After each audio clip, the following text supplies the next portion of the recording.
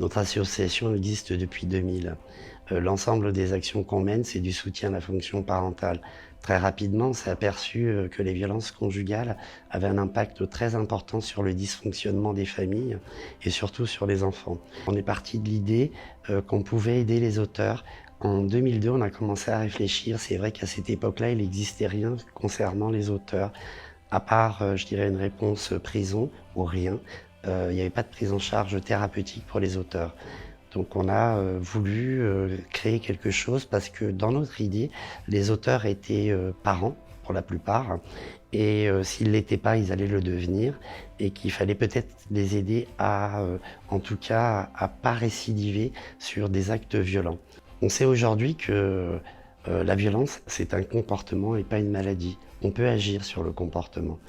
D'où l'idée de la mise en place de cette action. Donc le premier, je dirais, l'arrivée des auteurs, ils peuvent arriver de 3 façons différentes. Soit avant jugement sous contrôle judiciaire, soit après jugement dans le cadre d'une mise à l'épreuve ou soit volontaire. On leur propose dans un premier temps d'intégrer un groupe de parole psychoéducatif. C'est des groupes ouverts où les auteurs rentrent et sortent. On accueille autant des auteurs hommes que femmes.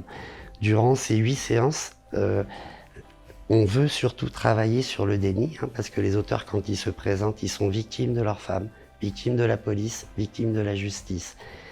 Et l'importance du groupe ouvert, c'est que les auteurs qui arrivent, ils vont se retrouver déjà avec d'autres auteurs qui ont déjà fait 4-5 groupes et qui ont déjà avancé dans leur tête et en tout cas avancé sur le déni.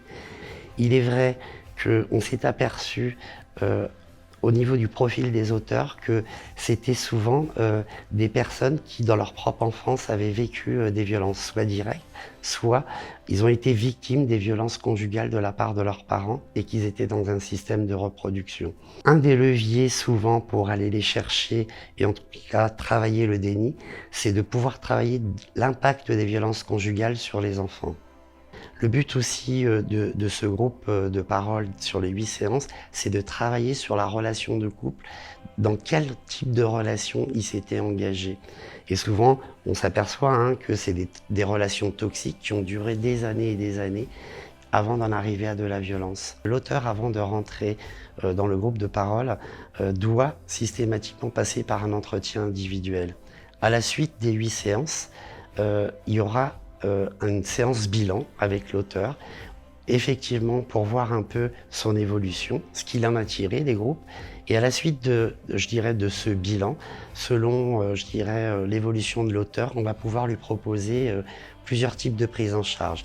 Soit des mini-groupes thérapeutiques sur 6 mois, où là, il y a 4 auteurs avec toujours le même thérapeute. Là, c'est des groupes fermés, où là, effectivement, on va plus travailler sur l'histoire de chacun, ou soit, effectivement, l'auteur qui se sent d'aller beaucoup plus loin, c'est des prises en charge individuelles avec une psychologue, à raison de 2 entretiens par mois.